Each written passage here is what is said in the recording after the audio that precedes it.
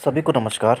मैं आज class 10th का सब्जेक्ट इकोनॉमिक्स लेसन नंबर 3 इसका नाम है मनी एंड क्रेडिट, जिसे हिंदी में मुद्रा और साख कहा जाता है। तो पहले की बात करें तो पहले रुपया ही नहीं होता था। उस समय होता था बार्टर सिस्टम। ये सिस्टम क्या है?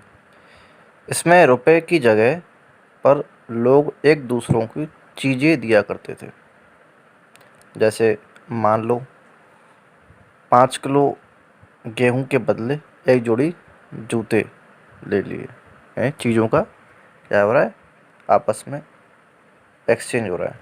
परंतु यहाँ पर एक प्रॉब्लम थी कि मान लो 5 किलो गेहूं वाले को जूते नहीं चाहिए, उसे चाहिए कपड़े। परंतु कपड़े वाले को वीट नहीं चाहिए, तो समस्या खड़ी हो जाती थी। तो सक्सेसफुल एक्सचेंज के लिए डबल कोइंसिडेंस ऑफ वांट्स दोनों दोनों दोनों दोनों का होना ज़रूरी होता था। यानी दोनों लोगों को एक दूसरे की चीज़ें की ज़रूरत होगी, तभी वो चीज़ें एक्सचेंज करते थे। और उसके बाद मनी सिस्टम आया। मनी की वैल्यू बहुत है, और यह वैल्यू इसलिए है क्योंकि सब लोग इसको एक्सेप्ट करते हैं और इससे हर एक चीज़ मिल जाती है। Money is a medium of exchange basically, और उससे डबल कोइंसिडेंस वाली प्रॉब्लम भी सॉल्व हो जाती है। तो पहले मनी, जो आप जानते हो, सोने के सिक्के या चांदी के सिक्के वगैरह के फॉर्म में था, पर अब ये नोट और या रुपए और सिक्के के फॉर्म में, कुछ सिक्कों के फॉर्म में पाया जाता है। मनी को गवर्नमेंट ऑफ इंडिया, यानी मनी जो है वो गवर्नमेंट ऑफ इंडिया के कंट्रोल में है, और सिर्फ रिज़र्व बैंक ऑफ इंडिया यानी कि आरबीआई छापता है। और यह रूल भी है कि कोई रुपये की फॉर्म में पेमेंट लेने से मना नहीं कर सकता। और जैसा कि आप जानते हो कि सोसाइटी अब कैशलेस हो रही है, तो उसी डायरेक्शन में बात करते हैं। ऑलमोस्ट हर किसी एक के पास एक बैंक अकाउंट होता है। इस बैंक अकाउंट को डिमांड डिपॉजिट्स भी कहा जाता है, क्योंकि हम कभी भी अपने अकाउंट से पैसा निकाल सकते हैं। और फ़ायदे क्या क्या हैं, सुनो सारे बच्चे ध्यान से।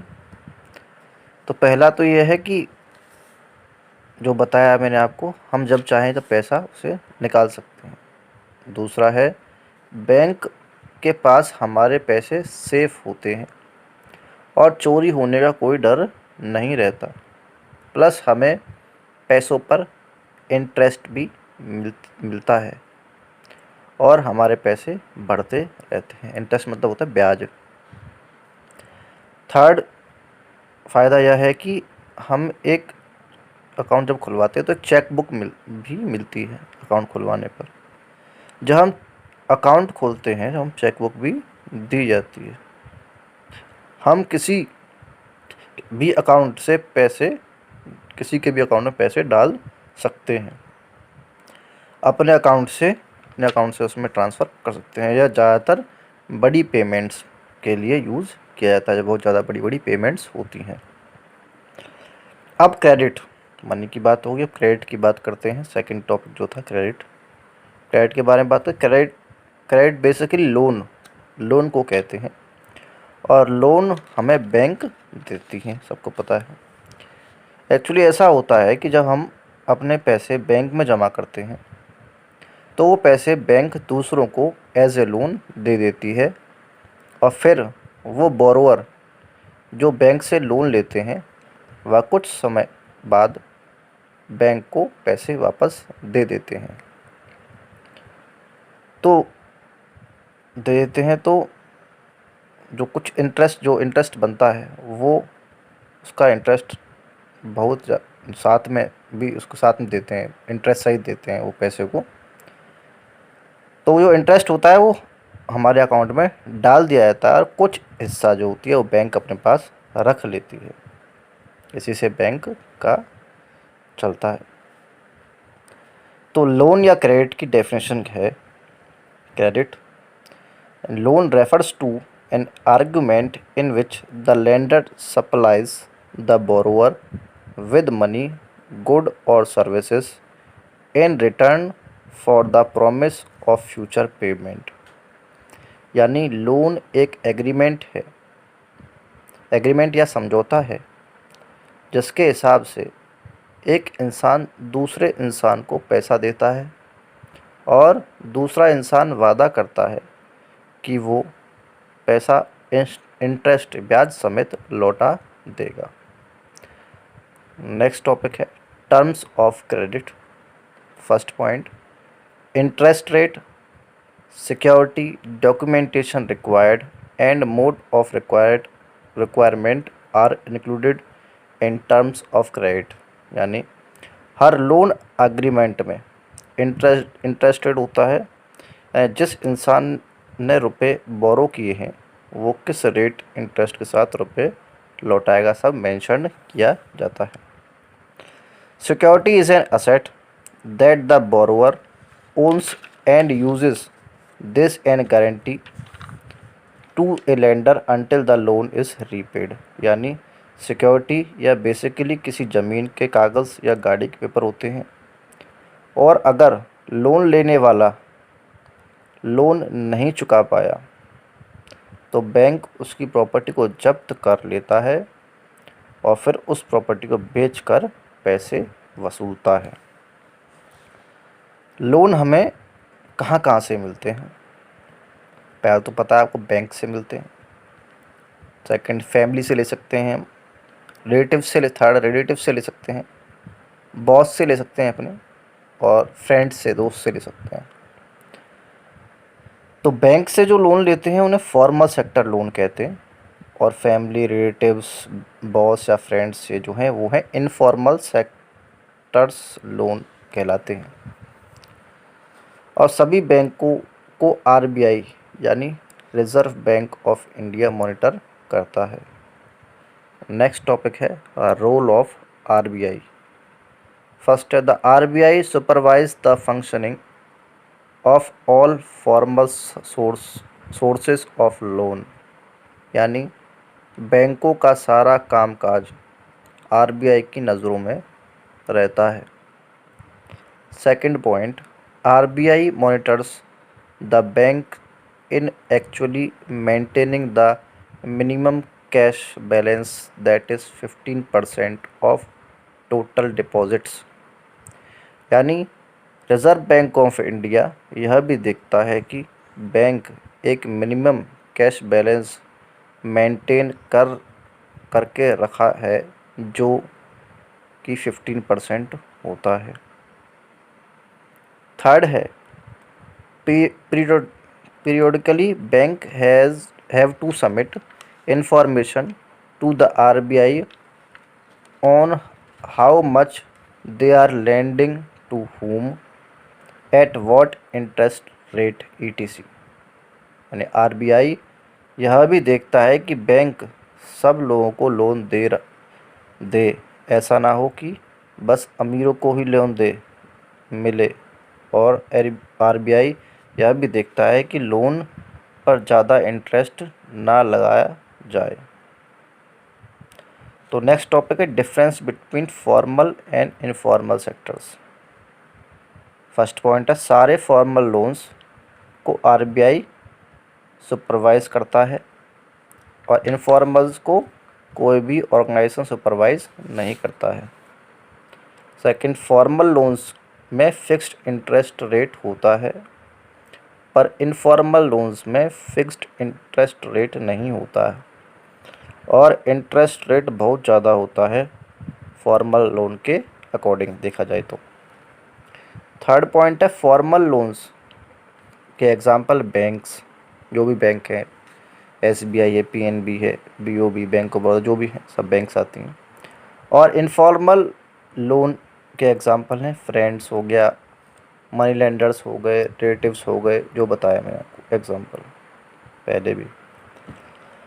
नेक्स्ट है RBI बैंक्स को इंटरेस्ट लो रखने के लिए इसलिए कहती है क्योंकि सब लोग लोन ले सकें और अपना कोई छोटा सा बिजनेस स्टार्ट कर सकें, और इससे देश की इकोनॉमी को फ़ायदा होगा और देश का डेवलपमेंट होगा।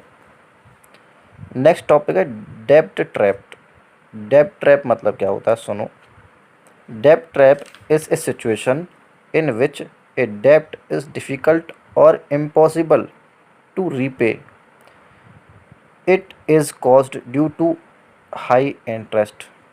यानी यह वह सिचुएशन होती है जिसमें एक इंसान लोन नहीं भर पाता है क्योंकि लोन पर बहुत ही ज़्यादा हाई रेट ऑफ इंटरेस्ट होता है, और यह केसेस हमें ज़्यादातर इनफॉर्मल सेक्टर्स के लोन्स में देखने को मिलते हैं। अब एक सर्वे देखते हैं। ऑलमोस्ट 50% लोन जो हैं वो फॉर्मल सेक्टर से होते हैं और बाकी के 50% लोन जो होते हैं वो इनफॉर्मल सेक्टर से लेते हैं लोग।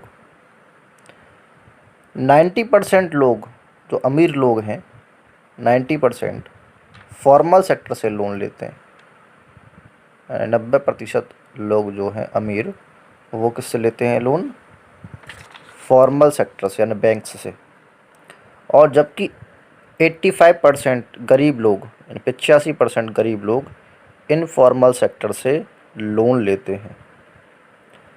गरीब लोग इनफॉर्मल सेक्टर से इसलिए ज़्यादा चूज़ करते हैं क्योंकि उन्हें पढ़ना लिखना नहीं आता और बैंक में सब कुछ कागज़ों का काम होता है, इसलिए वो बैंक को अवॉइड करते हैं। दूसरा रीज़न कह सकते हैं कि ज़्यादातर गांव में बैंक नहीं होते हैं, तो लोन लेने के लिए उन्हें शहर में जाना पड़ता है, वो काफ़ी दूर होता है शहरों के।